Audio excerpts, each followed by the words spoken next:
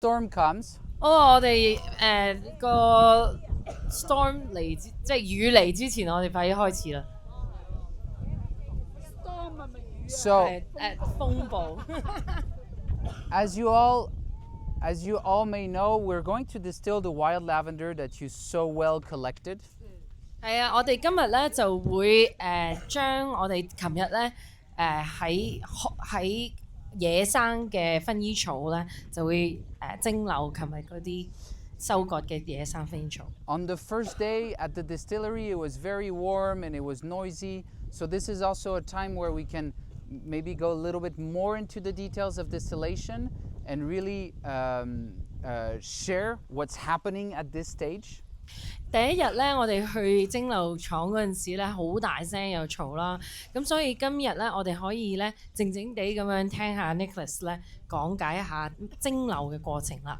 But it's also a moment since we're getting closer to the end of this event where you should also ask me any questions, anything that you feel like you might not have understood. 亦都同時間咧，你可以咧問下 Nicholas 咧有啲咩嘅問題啦。So don't hesitate. I'm going to let Max explain a little bit the distillery, the setup, and set up everything. And then I will share with you a little bit more in depth and complexity what is happening in distillation, okay? 好啦，咁交個時間俾阿 Max 去講解蒸餾嘅過程啦。Okay, so do you all remember that we had big blue containers in the distillery? 記唔記得咧 2 days ago? 喺蒸餾廠嗰陣時咧係藍色嘅貨櫃啊？ So tonight we are not going to distill in these big blue containers, but in this one. 今日咧咁我哋咧就用一個迷你嘅系統，咁就係用呢一個煲啦。It's going to be our cooking chamber. 呢個就係我哋嘅鍋爐啦。There is one big difference in between the distillery we have in the village and this one. 咁我有一個好大嘅分別咧，同嗰個藍色嗰個鍋爐同呢一個嘅。I told you at any time of the distillation we want to control 3 key elements. 記唔記得佢講過有3樣嘢要控制住㗎？ Yeah. Amazing. 係啦，時間、壓力同埋個溫度。Nicholas will be proud of you guys. Yes。So in this one we don't control anything. 咁但係呢個咧，我哋控制唔到啊，因為呢個係迷你版，係俾你哋大家示範嘅啫。But we are still going to make oil. 但我哋咧都會可以整到精油嘅喎。One of the big difference in the cooking chamber that we have in the village and this one is in this one we put directly the water. 最大分別咧就係呢一個咧係有水喺裏面嘅。In the big distillery that we have in the village, we don't want any water in contact with the plants. 但喺嗰邊咧，我哋就唔想要水咧同嗰啲植物咧黐埋一齊嘅。In this one, in order to minimize the contact with water and plants, we are going to put a separator. 咁所以咧，我哋盡量將個水同埋個植物分開嘅話咧，咁呢度咧就有一個格喺度嘅。So this piece of stainless steel is going to sit at the bottom and avoid the water coming in contact with the plants. 咁呢個咧就係一個不鏽鋼嘅格啦，咁就係愛嚟咧隔開個水同埋個植物嘅。Now I need 1 or 2 volunteers to put the plants inside the boiler. 有冇人可以幫手攞？已經有2個起身啦。Yeah. 2個咯，就啱啱好2個啦。嚟2個一齊擺。咦，我使乜影下自己唔該？係啊，影下自己啦。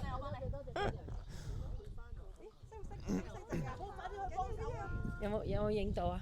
我嗰個。你嗰個影到啊？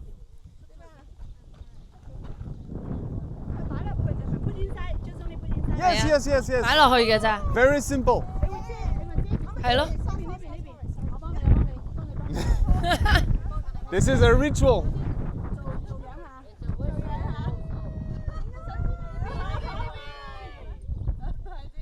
好啦，我做完啦，俾第2個做樣。嚟，快啲做埋佢啦，落雨啊！真係啊！哦，你咁講話做啦，係喎，有啲似夏枯草喎。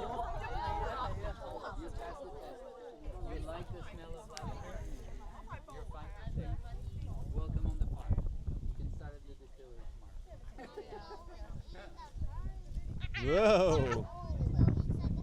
Perfect. Thank you. So, like in the big containers, we want to make it like even.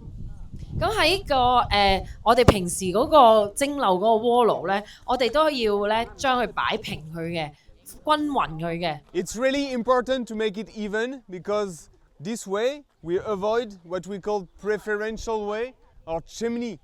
Like when the steam is produced, if the where is my lavender?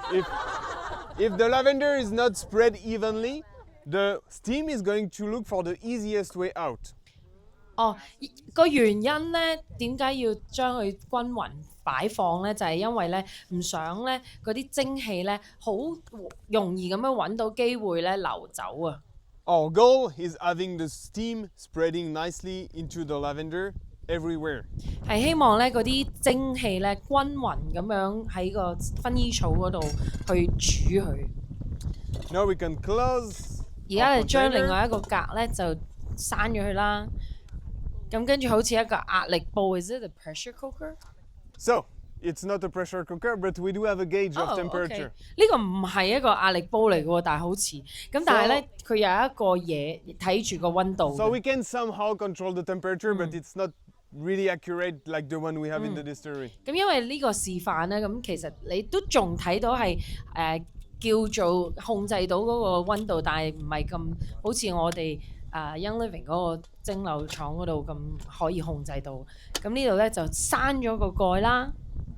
Instead of having a big boiler, I'm going to have a cooking plate.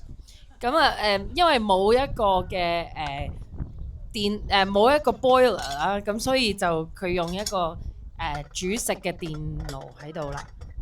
咁連結一個管喺度。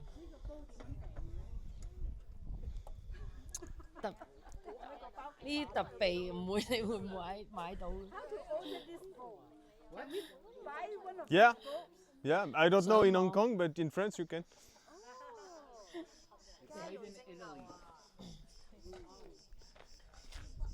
So, if you follow the steam, what is that for? 好啦，咁如果你跟住啲蒸氣會點樣㗎？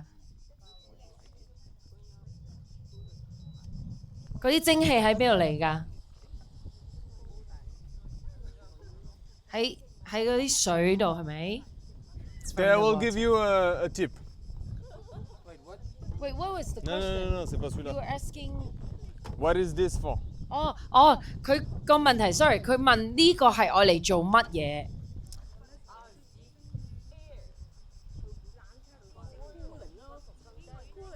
？Yeah. 係啦，就係 cooling 啦，就冷卻啦。So, if you follow the steam, your steam and essential oil will be carried through this piping system and fall inside the pipe that you have a double pipe. The steam and essential oil is going to be carried inside of this small pipe, right? On the outside layer of the pipe, we will go and have cold water running through it. I will show you. This is an aquarium pump. Let me. Yeah, sorry. 咁呢度咧，其實咧就係嗰啲蒸氣啦，咁慢慢煮熟嗰啲嘅薰衣草啦，跟住然之後咧就會將啲蒸氣咧就會帶動嗰啲精油嘅氣體啦，就上去你呢度啦。咁然之後咧就入去呢度，其實咧有2層嘅玻璃嚟嘅。咁佢咧而家就擺咗啲凍水入去出邊嗰層，其實就係冷卻咗佢。咁入邊嗰啲氣體咧冷卻咗咧，就會變成精油同埋嗰啲花水喺呢 part 喺裡面嗰度噶啦。So inside of that I have cold water running all the way through it, and this is my exit of cold water, and it's going to be a closed circuit. You see? OK， 好啦，咁咧其實咧呢度咧就啲凍水咧就會入去呢度啦，喺出邊冷卻住佢，一路上到去呢度，然後落到嚟呢度咧又入翻去，咁所以頭先 Max 講咧就係一個封閉式嘅系統嚟嘅。Because water is really precious here in Provence, we don't waste any water. 因為咧普羅旺斯咧嘅水咧好珍貴嘅，所以佢唔會去嘥嗰啲水啦，所以入翻去佢，然後再再入翻去呢度咁樣。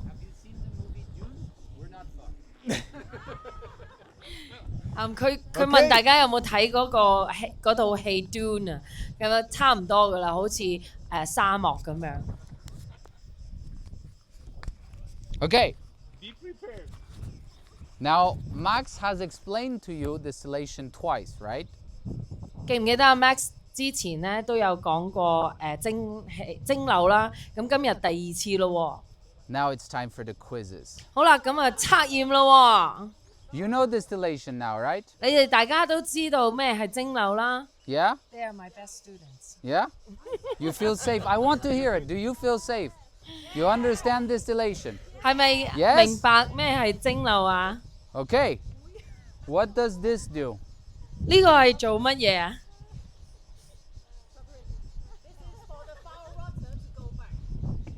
A what? The floral water to go back. Good job. Problem, Nicholas. 係啦， Why do you know 阿 this? Dorothy 已經好醒咁樣話呢個係啲花水入翻去啊。Been there before? So, this is for the floral water to go back. And I'm going to explain because this sending floral water to distill is called cohobation. 咁 And it's very interesting, and I'll explain why. But normally, nobody knows. Oh, sorry. 咁好啦，呢個咧其實咧係將啲花水咧入翻去呢一個鍋爐嗰度嘅。咁呢一個嘅過程咧就叫做 Cohobation。咁佢就話其實咧大部分人咧都唔識嘅，但係 Dorothy 咧就答啱咗啊！ But to explain cohobation, I need to explain really what is happening inside. 咁喺解釋 Cohobation 之前咧，佢要解釋下佢其實裡面喺度發生緊咩事。But you've now listened to me enough, so I'm going to ask you questions and we're going to figure it out together. 好啦，咁但係咧呢幾日咧，你已經聽咗佢講咁多嘢啦，咁應該記得晒啦，咁所以咧，佢而家咧就要問你問題啦。I must warn you, I love tricked questions. 佢提大家，佢最中意咧問一啲刁鑽嘅問題。So let's start at the beginning. 我哋係由開始講啦。Inside of the plant, the lavender plant that you saw, you have little pockets that contain the essential oil and they're closed. 好啦，記唔記得嗰啲嘅薰衣草咧？裡面咧有好多好細細嘅包子，即係一個好似銀包或者袋咁樣樣嘅嘢，但係佢哋係閂埋咗噶嘛，係咪？ So the oil cannot really escape. 咁所以嗰啲精油咧係開唔到啊，出唔到嚟嘅。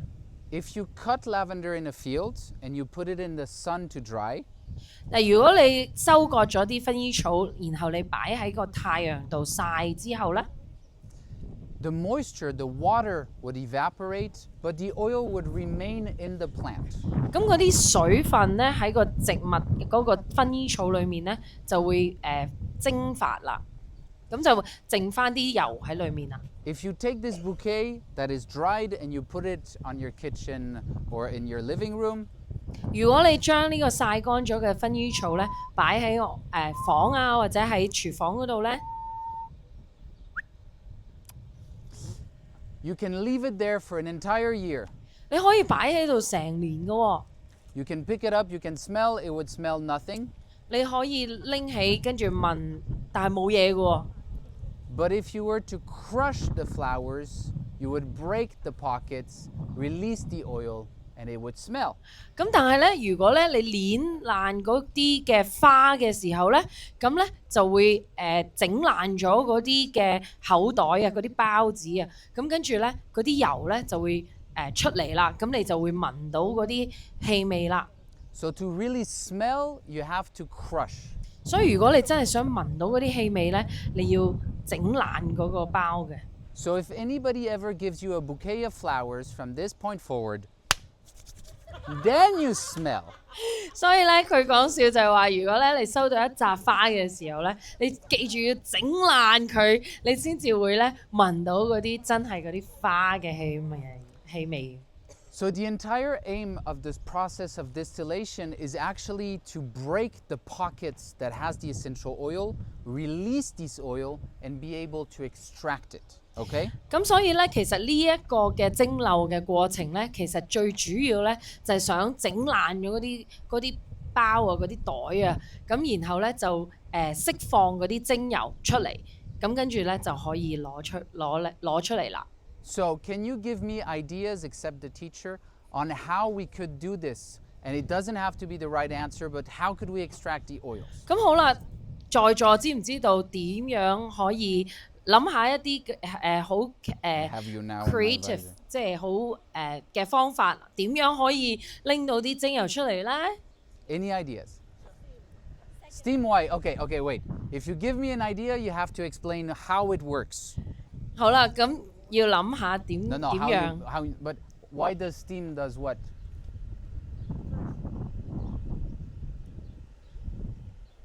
Crazy ideas is okay, 諗下啲好 but you need to have the 瘋 explanation. 狂 Yes. 嘅 idea。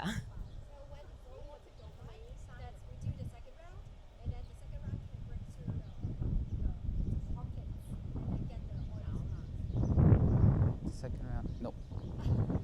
Try and think simpler. How could we extract the oil? 諗簡單啲，點樣可以萃取啲精油？ Just crush it. Right. Yeah, just 係咯， crush 就 it. 咁整爛咯。 So we could technically just press. You know how you make olive oil, grape juice? You could just press, right? 所以其實咧，我哋冷壓啊嗰啲嘅橄欖油啊嗰啲都係冷壓咁樣壓出嚟噶嘛。其實你就係要整爛咗嗰啲袋啦，嗰啲包啦。 Tamio Max? Okay. We could just press it. And for example, this works really well to make vegetable oil, olive oil, because olive oil, an olive, about 50% of its weight is the oil.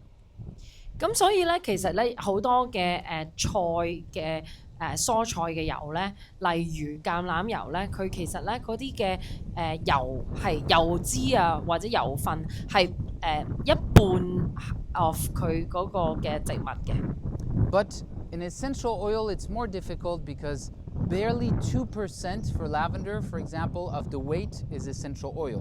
So there's very little amount.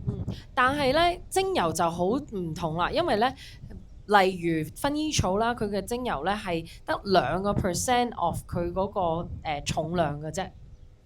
So pressing it to obtain the oil would be a little bit like taking a towel, putting it in water, and then she takes one in, I take one in, and we have to turn, you know. And at which point and how much pressure do you think we have to put so that the towel is dry? Not moist, dry. 咁其實咧呢個如果我哋要用壓嘅方法咧去整啲，去攞啲精油出嚟咧，其實等於咧佢拎個毛巾咧整濕佢，然之後我同阿 Nicholas 咧係要一路扭到佢乾為止咯，唔濕喎。 So 咁係好大 pressing 嘅 is 壓 not a 力。 bad idea, but with the little amount of oil we have, it wouldn't work. So we need to find another idea. 所以咧壓咧其實咧就唔係咁有效咯，因為咧嗰個精油咧太少啦。 Kaksa? I don't know if that's a good answer. What is that? No, it's just filtering the oil. Filtering the oil. And extract. It's still, there's so little oil that it would always stay absorbed in the plant material. So we want to have another idea. And I'll give you a hint because it's quite complicated. What we want to do is we want to switch the oil from a liquid to a vapor. No. 好啦，佢 The 俾 other 咗 way 個 around. tips 啊，就係點樣可以咧令到嗰個精油咧由液體 Opposite. 變成氣體啦。 Uncondensation, vaporization. 咁就係氣化。 So I don't know if you know this, but water takes 1,000 times less space than steam. 唔知大家知唔知咧？水咧其實咧係比蒸氣咧係細1000倍嘅。 For this amount of water that would take this space, steam would take 1,000 times more space. 所以如果水咧係咁細嘅話咧，蒸汽咧係要1000倍咁大嘅。So if I have a closed pocket with a liquid essential oil, if I were to transform that liquid into a vapor, it would take a lot more space, which would increase the pressure inside the pocket, break the pocket, and release the oil. 所以咧，其實如果咧你要嗰個包咧粉碎開嘅時候咧，佢就係由水變成蒸汽咧，咁就將咧嗰個嘅area， 即係個儲油線啊。哦，個空間啊。哦，係啦，因為個水咧由水變成蒸汽咧，嗰個空間係大1000倍啊嘛，咁所以咧佢將嗰個油咧變成氣體嘅時候咧，佢大多好多1000倍嘅時候咧，咁咧就會好大嗰個壓力咧就大咗好多啦，咁就相對地咧就可以令到嗰個包咧整爛佢啦，放開佢啦。Okay, I've given you a good hint. 咁佢俾咗一個好大嘅 tips 俾大家啦。How can we turn a liquid into a vapor? 咁點樣可以將液體變成氣體咧？ Boil it, yes, but but what does boiling mean? We need to add 咁 heat. 係啦，咁煮咗佢點樣煮咧？就係要加熱力啦。What is the boiling point of water? 咁水嘅沸點係幾多啊？100 度 at sea 係啦。 level if you get an altitude, but 100 degrees is good. It's coming? 100度。 Yeah, first drop. 啊，嚟 Second 啦， drop. Third drop. 嚟啦，嚟啦。 We'll let some come and you can see the oil. So we need to add heat in order to transform a liquid into a vapor. 咁我哋咧其實要將水液體變成氣體咧，我哋要加熱力啦。So technically, if I have a plant inside of here, 如果我哋咧係加咗啲植物喺裏面咧， no water, just the plant, and I 冇 make a 水。 fire underneath, 冇水淨係個植物，但係加熱力咧， if it reaches a certain temperature inside of there, the liquid essential oil would transform into a vapor. It would vaporize. Vaporization would break the pocket, release the oil. 咁如果冇水嘅底下乾蒸嘅時候咧，咁佢裡面嗰啲嘅油咧，就係因為有熱力啦，咁就會爆開嗰個包子啦，跟住然之後咧就變成精油嘅氣體出嚟啦。 So this would work, 咁呢個係 work 嘅喎， but there's a problem. 咁但係有個問題啦。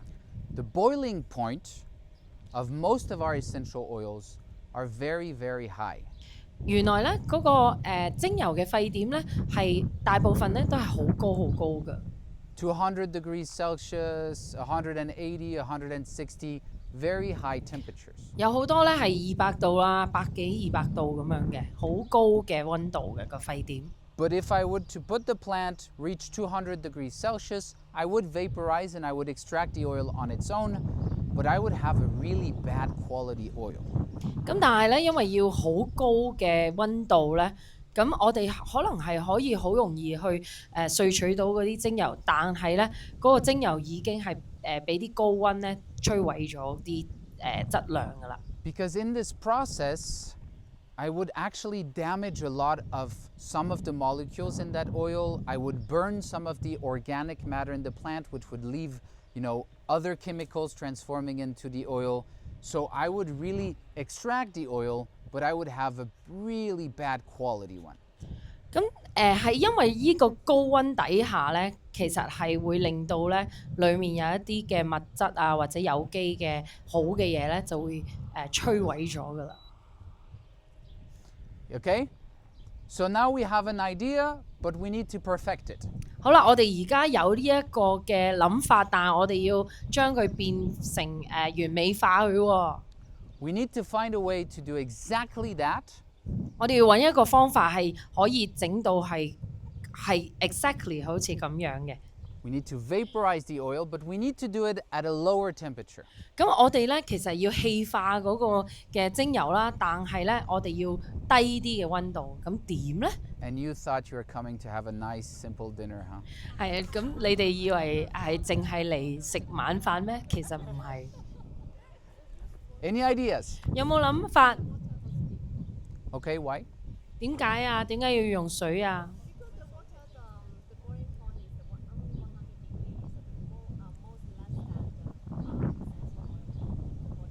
That is technically correct, but how does that work?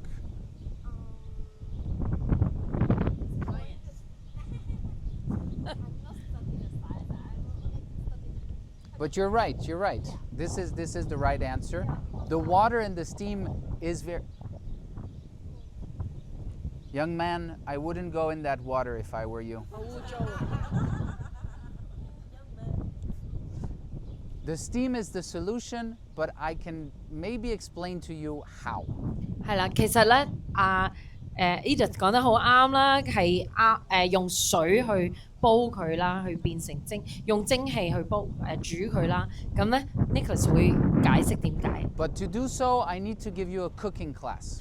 咁要解釋之前咧，佢要講俾你聽煮食嘅技巧啦。This is France after all, so.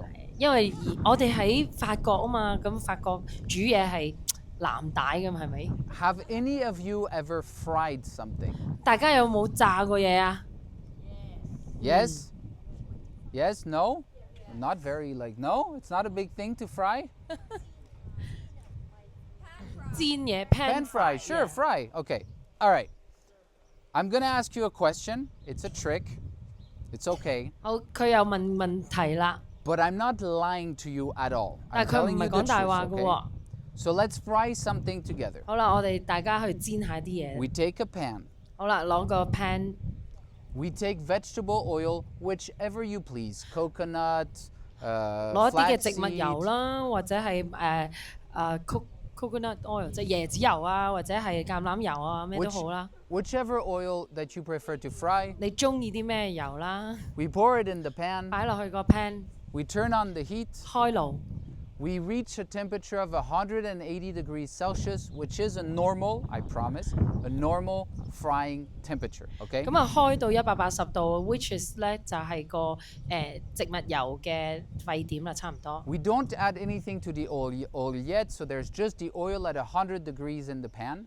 咁但係咧，我哋唔加任何嘅嘢，咁咧，所以咧嗰個咧就係100度啦。 What do you observe? 咁你睇到啲乜嘢啊？ Coloring, what? Smoke, bubbles, You can smell. smell. Yes? Good? 係啦， Is moving, is expanding. Yes? 咁啲油喺度喐緊啊，又有煙啊，又聞 Everyone 到 approves? 油味啊，跟住又有啲氣體出嚟啊， Everyone approves? 係咪啊？嗯。 You're all wrong. 啊！你哋原來個個都錯。 At 180 degrees, which is a normal frying temperature, the boiling point of that oil has not been reached. 哦，原來180度係未到個油嘅沸點㗎。Sorry。 Which means that you cannot see smoke, you cannot see bubbles, you cannot see anything. It doesn't smell like anything either.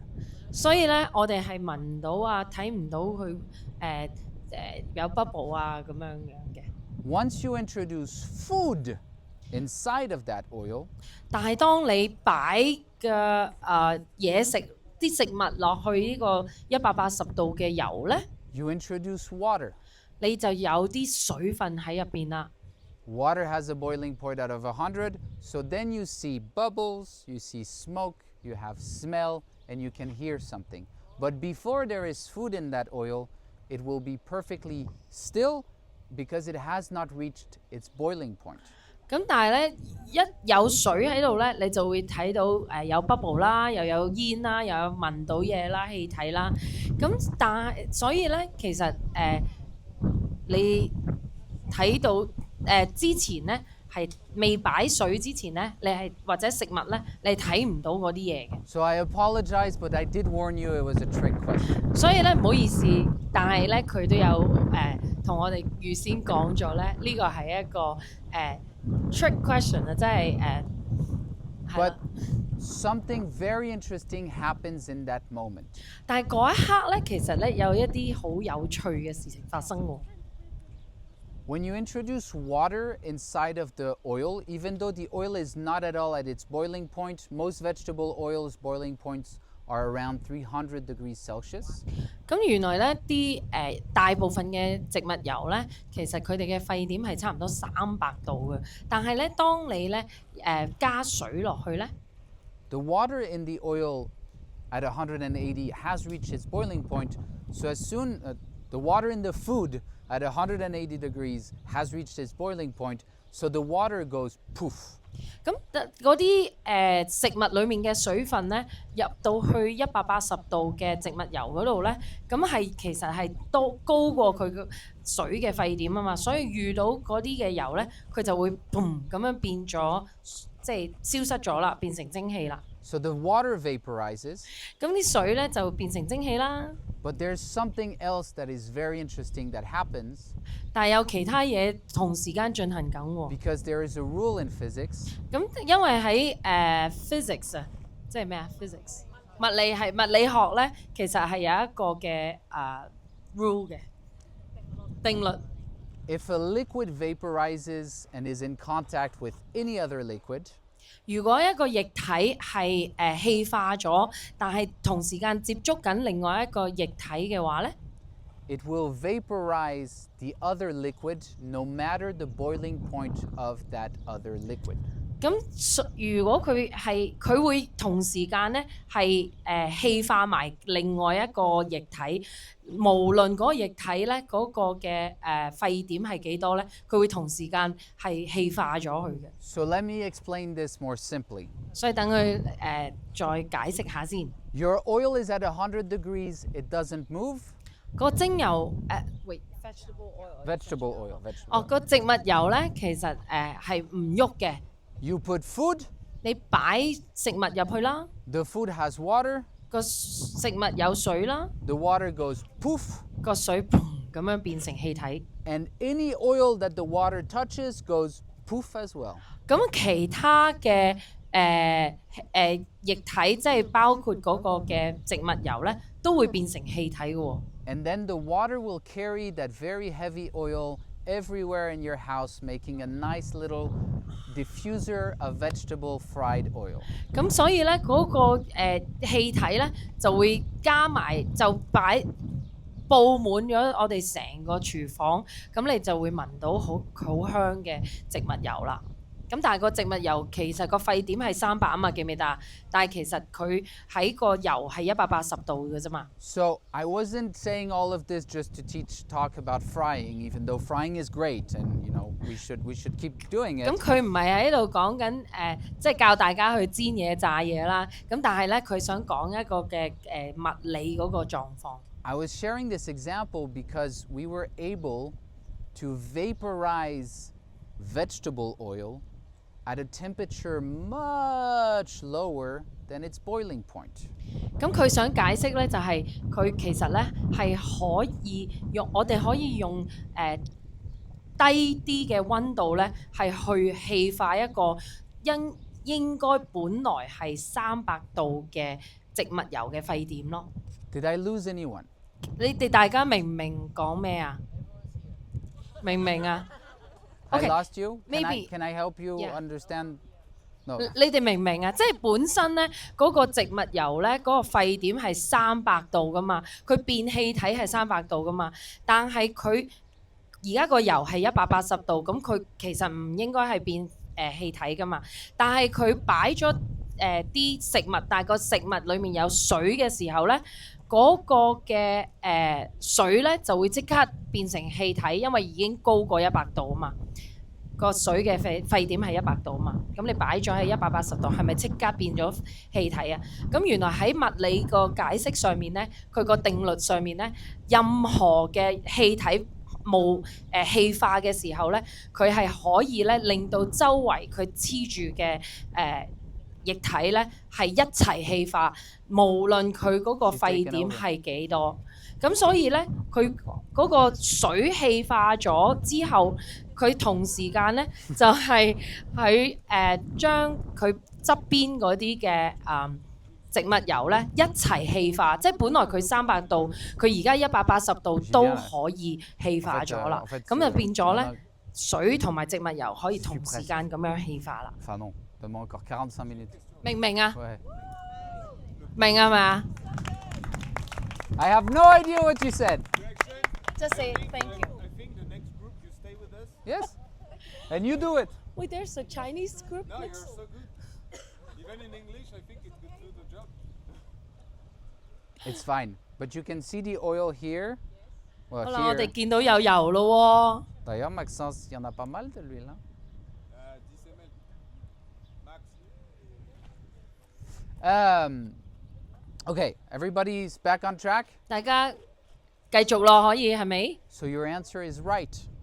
所以你嘅答案係啱嘅喎。 In order to vaporize the oil at a lower temperature than its boiling point, we're going to introduce steam. 所以咧，因為咁樣嘅原理咧，我哋要氣化一個嘅精油咧，我哋就擺蒸氣喺入邊啦。 Steam at 100 degrees Celsius is going to go through the plant inside of the pocket with oil, touch the oil, and the oil will go poof. The pocket will break, and the steam can carry out that essential oil. 咁所以咧，其實佢嗰個嘅氣化嗰個蒸氣咧，入咗去嗰啲氣體嗰個植物裡面啦，咁跟住進入去嗰啲孢子個植物個孢子嗰度，然後咧佢變成氣體嘅時候咧，佢就帶動埋裡面嗰個嘅精油一齊咧變成氣體，咁咧嗰個嘅壓力咧就會令到咧嗰個孢子咧嘣咁樣變成即係爆咗出嚟啦，跟住又變成氣體，就帶上去帶佢出嚟啦。I'm lost now. Who am I? Poof. I don't know where I am. No. I'm still explaining what this is. Oh yeah. So now that you understand that utilizing steam allows us to vaporize the essential oil at a lower temperature, you also can understand that we don't need pressure, we don't need vacuum, we just need steam, and we can extract that oil. 咁我哋而家明白到咧，我哋點樣去利用一個低溫啲嘅沸點嘅水啦，去令到咧高溫啲沸點嘅精油咧係變成氣體啦。咁但係咧，我哋係完全唔需要有啲咩嘅壓力啊各樣去令到呢一樣嘢發生。But distillation is not something that is instant. 但係蒸餾咧唔係即刻有嘅嘢嚟。The steam will extract the oil step by step. 咁嗰啲蒸氣咧係可以咧萃取啲精油咧係一步一步咁樣萃取。It will extract lighter molecules first. 佢會首先咧係萃取一啲輕嘅分子先嘅。So, other trick question. 另外一個問題啦。What weighs the most? What weighs the most? 邊一啲嘅分子係最重㗎？ 1 kilo of feather or 1 kilo of rock? 係1公斤嘅羽毛同埋1公斤嘅石頭，係邊一個重啲啊？ Yes. They have different density. 因為兩個都係1公斤啊嘛。It is the same, but they do not have the same volume. 佢係一樣咁重，但係咧唔係一樣咁大。體積唔係一樣嘅。 During distillation, The steam will start by extracting the lighter molecules.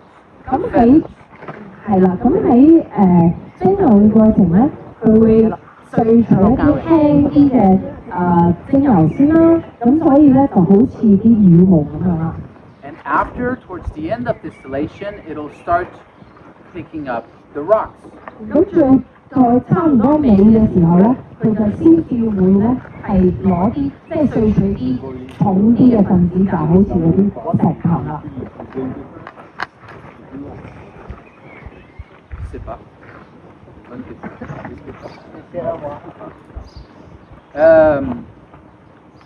But like I said, it's because steam can only carry a certain weight, so it'll carry a kilo of feathers. After it's taken all of the feathers out, it'll carry a kilo of rocks. 咁喺蒸餾嘅過程咧，佢首先咧就會攞咗1公斤嘅羽毛啦，跟住先至再攞嗰1公斤嘅石頭出嚟嘅。But the feathers takes more space. 但係嗰啲羽毛咧係多啲體積嘅喎。In the first half of a distillation, you will normally extract about 70 to 80% of the essential oil. 咁喺頭一半嘅蒸餾嘅過程咧，係通常咧係可以萃取到70至80% 嘅精油嘅。So, at the distillery, when we distill lavender, it takes 1 hour. 咁喺個蒸餾廠咧係需要咧蒸餾薰衣草咧係需要1個鐘嘅。After half an hour, I have 80% of my oil. 所以咧，其實半個鐘之後咧，其實已經有80%嘅精油㗎啦，已經萃取到。And so the extra half an hour is just for the remaining 20%. 所以咧，之後嗰半個鐘咧，其實就係淨係嗰20%嘅精油嘅啫。And so a lot of people could say, well, why bother? After half an hour, I have 80% of the oil. I'm not going to pay another half an hour of distillation just for 20%. That's crazy. 咁所以大部分嘅廠商咧，佢就覺得點解我要需要即係要多個時間去即係攞嗰啲精油咧？我反正都已經攞咗80%啦，咁剩翻仲有一半嘅時間，我慳翻啦，係咪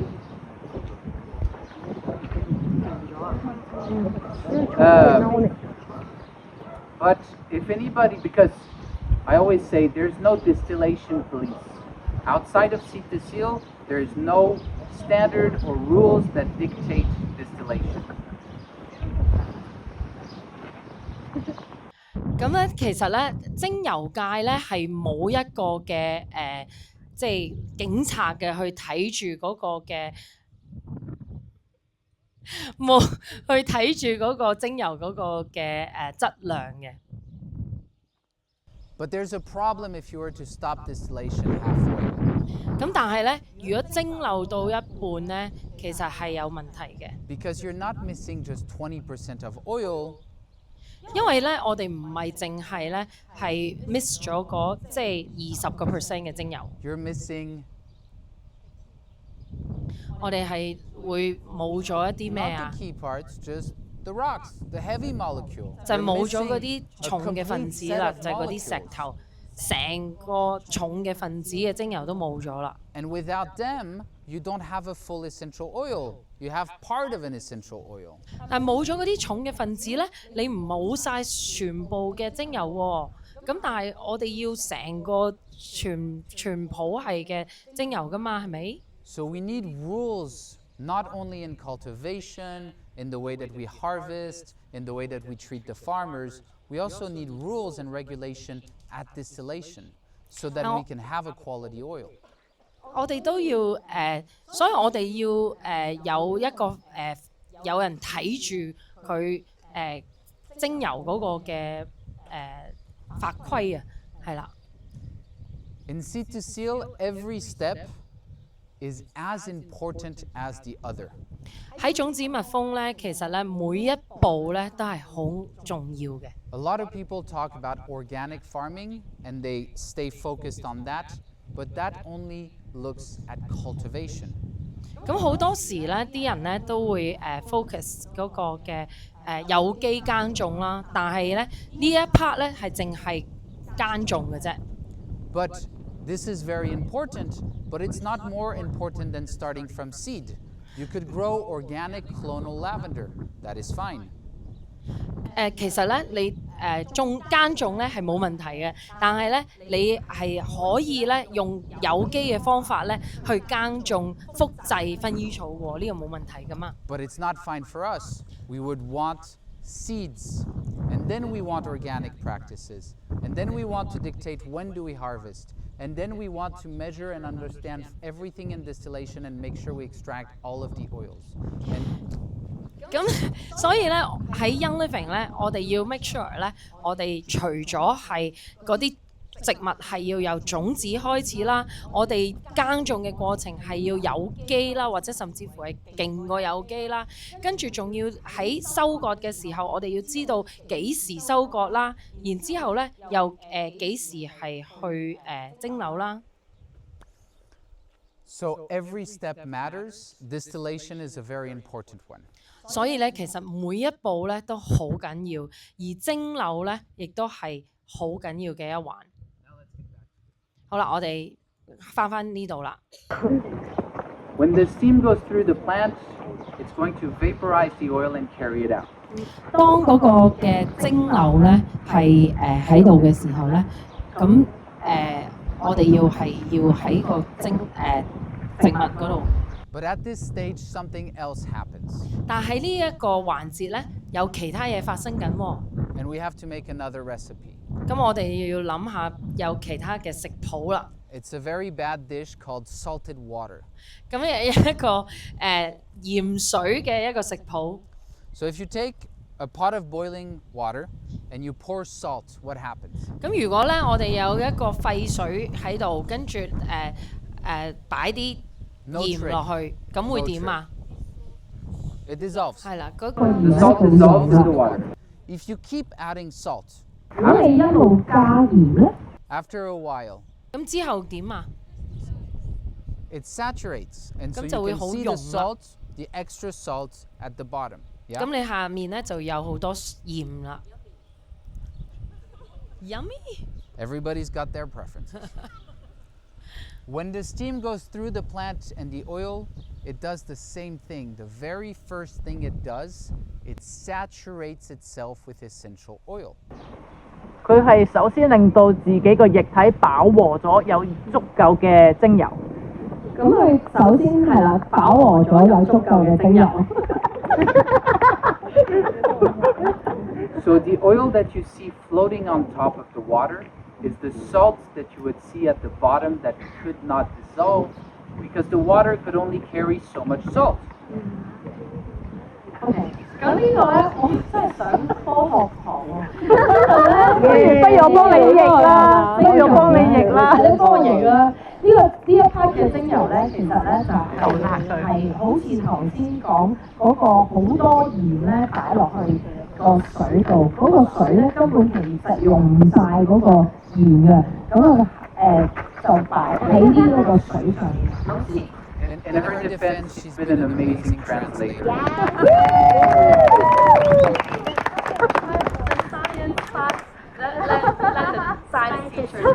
頭先咧佢講咧，啱啱首先出嚟嗰一部分嘅精油咧，佢係已經係飽和咗㗎啦，個液體唔能夠帶得更多嘅精油，所以佢呢度咧係飽和咗嘅精油嚟嘅，佢嘅液體喺個面嗰度，精油要喺後邊先至可以帶到更多出嚟咯。 So when distillation is cooled back down, you're left with two liquids. Floral water if it's a flower that contains 2% to 2 to 3% essential oil, which is the saturation point of that water. This is the maximum that water can hold of essential oil. 所以喺我哋嘅花水入邊咧，其實係有2% 嘅精油溶咗喺入邊嘅，呢個係佢哋最大嘅溶解值咯。 So it means that I lose a lot of essential oil into the water. 所以我哋係流失咗好多嘅精油喺個水分入邊。 If I have 10 liters of water in here, 如果有10公升嘅水喺呢個煲入面，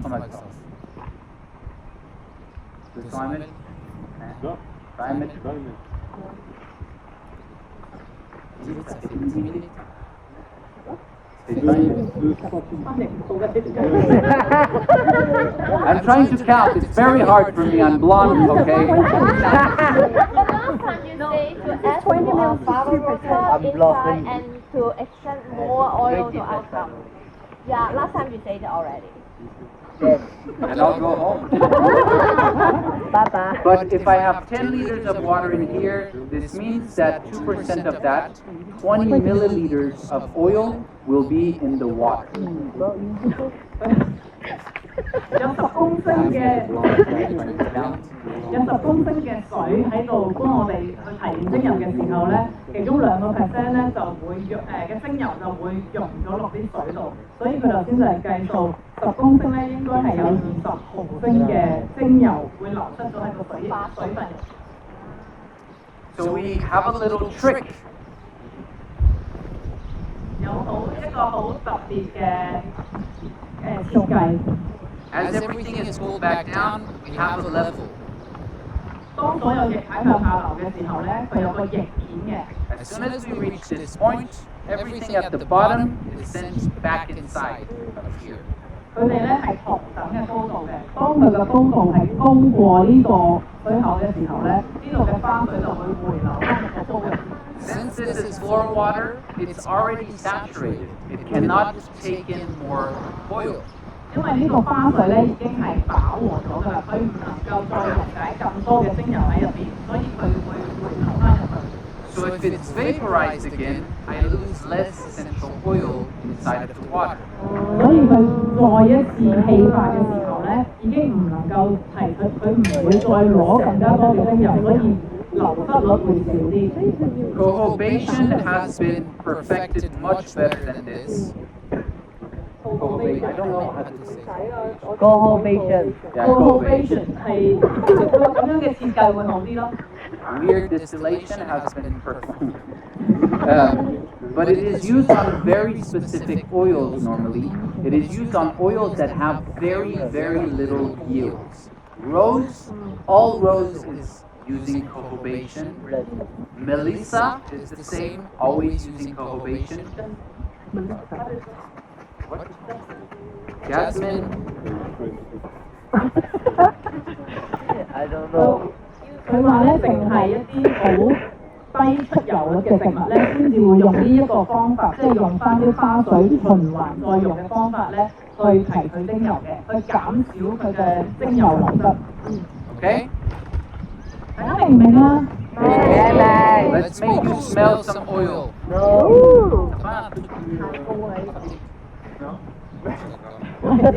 I'm so sorry. Cohobation 嘅英文係回流蒸餾，回流